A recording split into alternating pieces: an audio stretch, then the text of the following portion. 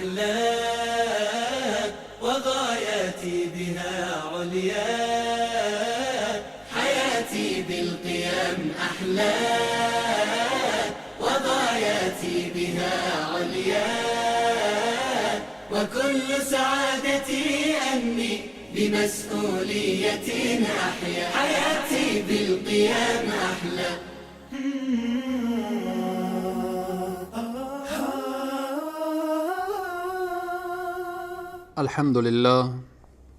الحمد لله الذي أنزل على عبده الكتاب ولم يجعل له عوجا، والصلاة والسلام على رسوله محمد وعلى آله وأصحابه أجمعين. قال الله تبارك وتعالى في القرآن العظيم: فأعوذ بالله من الشيطان الرجيم، يرفع الله الذين آمنوا منكم والذين أوتوا العلم درجات. صدق الله العظيم. قال النبي صلى الله عليه وسلم: العلماء ورثة الأنبياء، أو كما قال صدق النبي الكريم صلى الله عليه وسلم. خدمت همه عزیزان و بزرگواران، السلام علیکم و رحمت الله تعالی و برکاته. همه شما عزیزان را به برنامه آداب اسلامی خوش آمدید میگویم. الله سبحانه و تعالی بر همه ما توفیق بده تا اینکه آداب اسلامی را درست و صحیح رعایت نماییم. در برنامه گذشته پیرامون آداب اسلامی که یک مسلمان نسبت به مسلمان چگونه ادب داشته باشه و ادب با مسلمین چگونه هست و آداب اسلامی در بین خود مسلمین چگونه می باشه اشاره شد. در بین مسلمین الله سبحانه و تعالی یک طایفه و یک گروهی را برگزیده به عنوان وارثان انبیاء علیهم السلام که همان علما هستند. حالا ادب با علما چگونه هست؟ چگونه ما نسبت به علما وظیفه و مسئولیت داریم که باید ادب را در مقابل اونها رعایت بنماییم؟ مقام علما، جایگاه علما خیلی بالا و بالا هست. الله سبحانه و تعالی در آیات زیادی تعریف و توصیف علما را داره. یرفع الله الذین آمنوا منکم والذین اوتوا العلم درجات. الله سبحانه و تعالی مقام و منزلت علما را، درجات علما را بالا و والا بیان میکنه. در آیات دیگر میفرماید: هل یستوی الذین یعلمون والذین لا یعلمون؟ آیا کسانی که میدانند و کسانی که نمیدانند برابر هستند؟ یعنی هرگیز برابر نیستند. عالم با جاهل هرگیز برابر نیست. در آیه دیگر الله سبحانه و تعالی میفرماید: انما یخشی الله من عباده العلماء. علما هستند که خشیت الهی را در دل دارند. علما هستند که از الله بیشتر میترسن نسبت به سایر مردم، چون علما معرفت الله سبحانه و تعالی، عظمت الله سبحانه و تعالی، قوت و قدرت الله سبحانه و تعالی و جایگاه الله سبحانه و تعالی را نسبت به سایر مردم بهتر میدانند. رسول اکرم صلی الله علیه و سلم میفرمایند: العلماء ورثة الانبیاء. علما هستند که میراثبر انبیا هستند. از انبیا درهم و دینار به ارث نرسیده و نمیرسد الا علم که همانا معرفت الله سبحانه و تعالی است، همانا احکام شریعت مقدس اسلام صلی الله علیه و سلم، شریعت سنت نبوی صلی الله علیه و سلم. پس علما وقتی جایگاه و مقام و منزلت اونها را میدانیم و فهمیدیم، چگونه ادب نسبت به علما باید داشته باشیم و او ادب باید رعایت بشه. وقتی نگاه میکنیم به زندگی بزرگان دین اصحاب رسول صلی الله علیه و سلم، به او جایگاهی که رسیدن، به او عظمت و بزرگی که رسیدن، از ادبی که نسبت به خدا و پیامبر داشتن، یک نگاه ما به زندگی صحابه داشته باشیم که ادب صحابه چگونه ادبی نسبت به رسول صلی الله علیه وسلم، نسبت به دین، نسبت به اسلام، نسبت به قرآن داشتن. جایگاهی که پیدا کردن از همان برکت ادب، نشستن صحابه در مجلس رسول الله صلی الله علیه وسلم، صحبت کردن صحابه همراه رسول صلی الله علیه و سلم. وقتی که رسول اکرم صلی الله علیه و سلم پرسان میکردن از صحابه که آیا فلان مسئله را میدانید، صحابه چگونه جواب میدادن؟ در حالی که موضوع را اگر میدانستن هم باز هم میگفتن الله و رسوله اعلم، خدا و رسولش داناتر هست، ما نمیفهمیم چیزی، نمیدانیم. ادب صحابه این مؤدب بودن صحابه را نشان میده. بزرگان دین، امام بخاری، امام مسلم، ترمیزی، ابو داود، سایر علما و محدثین، مفسرین، فقها، ائمه مذاهب، امام ابو حنیفه رحمه الله، امام شافعی رحمه الله، امام احمد ابن حنبل رحمه الله، امام مالک رحمه الله. وقتی ادب این در جلسه گذشته پیرامون مؤدب بودن یا رعایت ادب حضرت امام مالک رحمت الله علیه را بیان کردیم. این بزرگان دین به هر جایی که رسیدن، به او فقاهت و دانشمندی که رسیدن، و امروز از اونها وقتی نام اونها را میگیریم رحمه الله میگیم، رحمت الله علیه میگیم، رضی الله عنه میگیم، ادبی که اینها در دین و در اسلام و در قرآن داشتن. امام مسلم چگونه ادب در مقابل امام بخاری استاد خود محمد ابن اسماعیل بخارایی، چگونه ادب در مقابل استاد خود رعایت میکنه. امام مسلم وقتی که میایه به خدمت استاد خود محمد ابن اسماعیل بخارایی صاحب صحیح البخاری، میایه چی میگه؟ دعنی بگذار مرا، اقبل رجلیک، پاهای تو را میبوسم، یا استاذ الاستاذین و یا سید المحدثین. سبحان الله، ببینید با چه عبارتی، بگذار که پای تو را ببوسم ای استاذ استاذها و ای سید محدثین. الله اکبر، الله اکبر. احترام به علما، احترام به جایگاه علما، احترام به معلمین، احترام به اساتید، اینها باید رعایت بشه. بزرگترین وسیله اخذ علم ادب هست. هر طالب العلمی، هر شاگردی که میخواد درس درست و صحیح یاد بگیره، باید برای استاد خود، باید در خدمت استاد خود وقتی هست مؤدب باشه، احترام به استاد خود داشته باشه، در مقابل استاد بی‌ادبی نکنه، در مقابل استاد گستاخی نداشته باشه. پس باید ادب با علما و معلمین را دانست. اول بزرگ داشت از علما. وقتی میگیم علما وارث انبیا هستن، خب علما از پیش خود چیزی ندارن. علما قال الله و قال الرسول را بیان میکنن.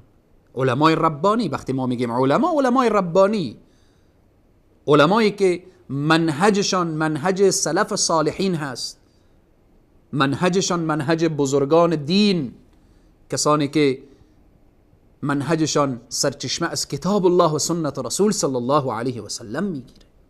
پس بزرگداشت از علما تنها به این نمیشه که پیش یک عالم بریم دستش را ببوسیم، پیشانیش را ببوسیم، فقط به ظاهر برایش احترام داشته باشیم و از کنارش عبور بکنیم.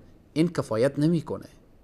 باید از علما درست و صحیح تقدیر بشه، باید جایگاه اینا حفظ بشه، باید محبت درست و صحیح نسبت به علما انسان داشته باشه. و همچنین ادب با علما و معلمین، دفاع از علمای دین. دفاع از علمای دین، وقتی کسی غیبت علما را میکنه، غیبت علمای ربانی، علمای دلسوز، علمایی که در حقیقت وارث انبیاء علیهم السلام هستن، وقتی کسی حرفشان را میزنه، تو مسلمان باید از عالم دین دفاع کنید، از جایش، از مکانتش، از علمش. از اینها باید از یک عالم دفاع بشه. سوم، دانستن طریقه سوال از علما. ادب با علما، ادب با معلم اینه که وقتی سوال میکنیم باید مکان رو بفهمیم. آیا در این لحظه، در این مکانی که نشستیم جای سوال هست؟ آیا این سوالی که میکنیم در این زمانی که ما قرار داریم ارتباط داره؟ وقتی که سوال کردیم هدف از سوال ما این نباشه که ما عالم رو بیایم امتحان بکنیم که این عالم هست یا نیست. هدف ما مناظره نباشه. هدف ما این نباشه که بیایم داخل این محفل و مجلس چیزی را از این عالم پرسان کنیم که اگر این جواب دادن نتوانست ما بیایم او را نعوذ بالله مورد استهزاء و تمسخر قرار بدیم و در این محفل او را بشرمانیم. هدف چنین نباشه. سوال به وجه احسن، موافق به زمان و مکان و به خاطر استفاده باشه.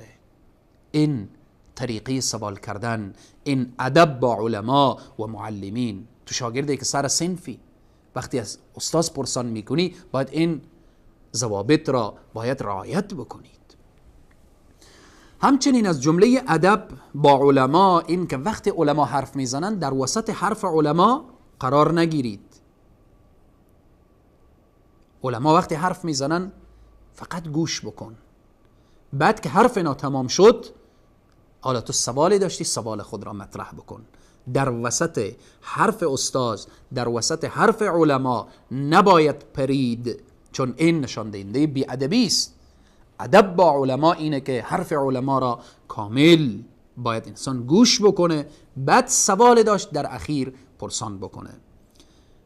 دیگر این که با علما مباحثه علمی نداشته باش. یک نفر هست هیچ نمیفهمه، نمیدانه، نه مکانت علمی داره، نه جایگاه علمی داره، میایه با یک عالم بزرگ شروع میکنه به بحث و مباحثه و مجادله و بالاخره در این راستا این از ادب به دور هست. که یک عالمی که 20 سال 25 سال درس خوانده، 40 سال تدریس کرده، 10 سال تدریس کرده، تو بیایی که 2 کلاس هم نخواندی بیایی با عالم بزرگوار شروع کنی به مجادله و به مباحثه و با اینها، این از ادب به دور هست. پس از جمله ادب با علما و معلمین اینه که مباحثه علمی و بحث علمی نداشته باش. دیگر این که اگر عالم فتوا داد، عالم انسان هست، بشر هست، از اشتباه خالی نیست. خیلی علمای بزرگ در فتواها سهو شدن، خطا رفتن. اگر عالم فتوا داد و فتوایش اشتباه بود، حالا دیگه تو نباید که این را تمام دنیا پخش بکنی، هر جا بنشینی و بالاخره بگویید که فلان عالم فلان فتوا را داده و نمیفهمیده و نمیدانسته. خب این که معصوم نیست. پس علیه اشتباه عالم یا حرف اشتباهی گفته و حرف فتوای اشتباهی داده، سهو شده، خطای شده، نباید علیه توطیه کرد که این نمیفهمه، نمیدانه، فلانه و فلانه. اگر چنین توطیه‌ای علی علما به راه افتاد، ای از ادب به دور هست. همنشینی با علما، خصوصا در زمانی که فتنه هست. وقتی که انسان به فتنه افتاد، آن وقت مراجعه کردن به علما آنقدر اثر نداره. فتنه آمده، به دام فتنه انسان گرفتار شده، ولی باز هم به راهنمایی علما نجات پیدا میکنه. اما قبل از این که به دام فتنه بیفتید، نگاه بکن کجا عالم ربانی است، با او عالم هم نشینی کن، در کنار علما قرار بگیر. علما چراغ هستند که اطراف خود را روشن میکنن تا اینکه دیگران از او روشنی استفاده کنند. پس ادب با علما، با معلمین خیلی مسئله مهمی است. از جمله ادب با علما اینه که نشر فضلهم، تالیفات علما، تصنیفات علما، در شرایط امروزی برنامه‌های صوتی و تصویری علما را پخش بکن، نشر کن، برسان به گوش جهانیان. ای ادب با علما هست. و همچنین احترام به علما و معلمین، به این که اگر خصوصا از آنها استفاده کردید، استفاده علمی کردید، این را بدان که مقام استازی برای تو دارن، مقام دارن که باید احترام اونها را داشته باشید. سیدنا علی ابن ابی طالب میفرمایند که اگر کسی برای من یک حرف یاد بده، او مولای من هست.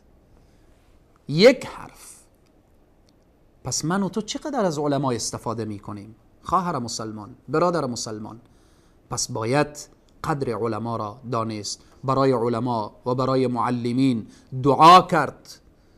خدمتی که دیگر از دست ما نمیآیه، حالا اگر خدمت مالی کرده نمیتوانیم، خدمت این که نمیتوانیم کتبش را به چاپ برسانیم، خدمتی نمیتوانیم که به دسترس علما شبکه تلویزیونی و بالاخره صوتی و یا تصویری قرار بدهیم، لااقل این خدمت را میتوانیم کرده که در نیمه های شب دست به دعا وقتی بلند میکنیم برای علمای ربانی دعا داشته باشیم.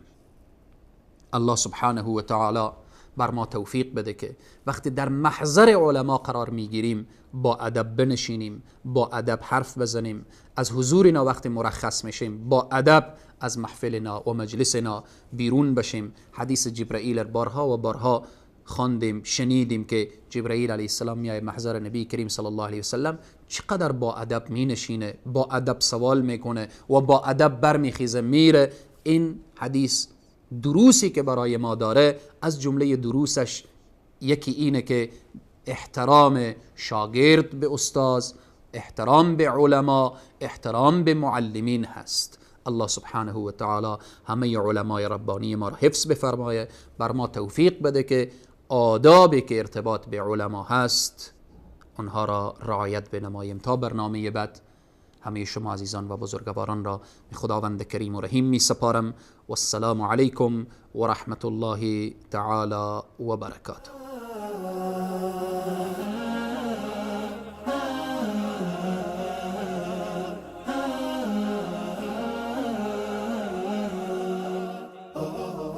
حياتي بالقيم أحلى وغاياتي بها عليا، حياتي بالقيم أحلى وغاياتي بها عليا، وكل سعادتي أني بمسؤولية أحيا، حياتي بالقيم أحلى.